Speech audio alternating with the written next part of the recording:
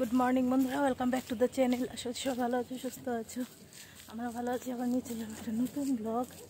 দেখতে থাকো ব্লগটা, আশা করছি ভালো লাগবে। আজকে আমি কিন্তু অন্যদিকে হাঁটতে এসেছি। এই যে বোর্ড দেখতে পাচ্ছ, মেফেয়ার। কারণ আজকে হচ্ছে গিয়ে সানডে, তো বললো চলো আজকে অন্যদিকে নিয়ে যাব। ওই যে আগে আগে যাচ্ছে। আর কিসের জন্য বলো তো, ও তো পিটিতেই যায় রোজ দিন। আজকে সানডে বলে দুজন একসঙ্গে হাঁটতে আসলাম। এই যে মেফেয়ারের মেন গেটটা তো অনেকটা বড়, খুব সুন্দর জায়গাটা। আর তার সঙ্গে চায় বাগানটা দেখিয়ে দিচ্ছি, দাঁড়াও। এই যে চায় বাগান, এখানে সব সময় মানে যখনই আসি বাইক দিয়েই আসি, তোমরা দেখেছো। কিন্তু হেঁটে এই প্রথম আসলাম। কি সুন্দর চায় বাগানটা না, দারুণ। এইখানটা না মানে অন্যরকম একটা ভালো লাগে। এই জায়গায় যাচ্ছে।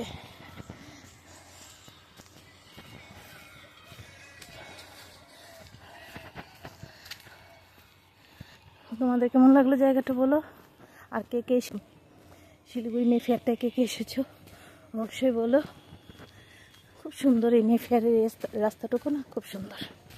চলো টাটা, পরে কথা হচ্ছে। এই যে অবধি আসলাম চায় বাগান, মানে আর যাব না। এইখান থেকে যাব, অনেক দূর এসছি, অনেক দূর। পুরোটাই এখানে চায় বাগান। কি ভালো লাগে না দেখতে। হ্যাঁ গো, এমনভাবে রাস্তায় বসতেই লাগে না। ও না না, ওই যে মেয়েটা যে রাস্তায় বসেছিল, ট্রাকটা এখন উঠলো।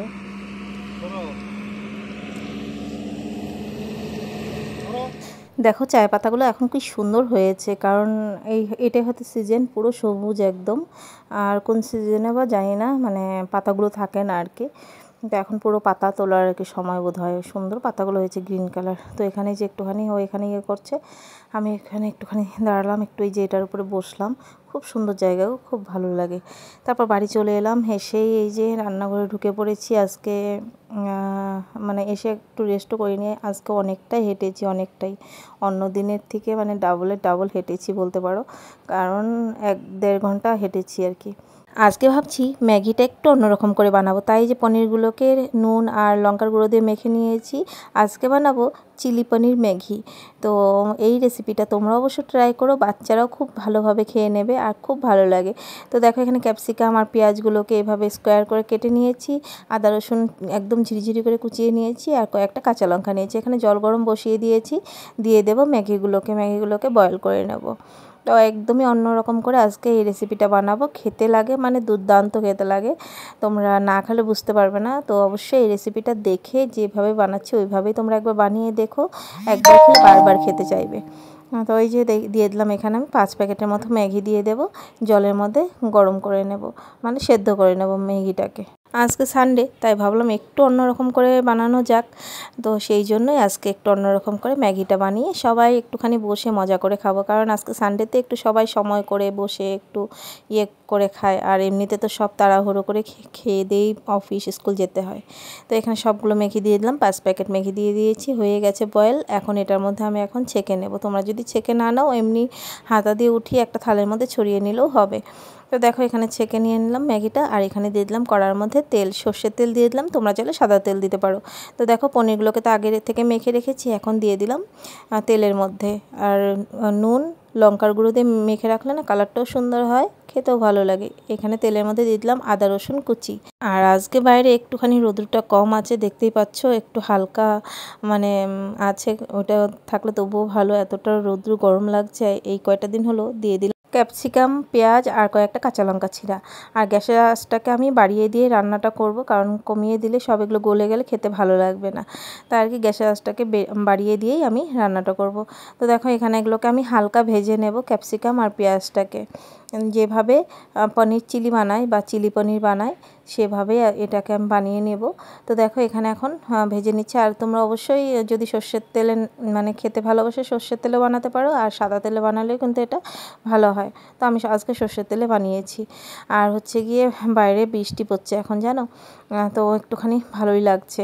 আর এখানে আমার বৃষ্টি পড়তে পড়তে, এখানে কথা বলতে বলতে আমার পেঁয়াজ আর ক্যাপসিকামটা ভাজা হয়ে গেছে, তো হালকা ভাজা কিন্তু করে নিয়েছি, দেখতেই পাচ্ছ। দিয়ে দিলাম টমেটো সস, তার সঙ্গে দিয়ে দেবো হচ্ছে গিয়ে রেড চিলি সস।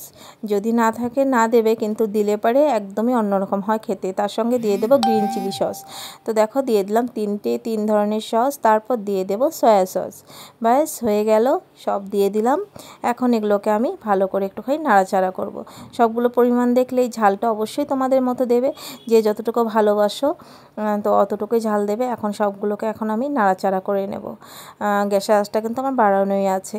তো এইভাবে অবশ্যই একবার ট্রাই করে সবাইকে খাইয়ে দেখো, সবাই বলবে দারুণ হয়েছে। দিয়ে দিলাম 1 প্যাকেট ম্যাগি মশলা। আমি 5 প্যাকেট ম্যাগি রান্না করছি, 5 প্যাকেটের মধ্যে 1 প্যাকেট ম্যাগি মশলাটা আমি আগেই দিয়ে দিলাম।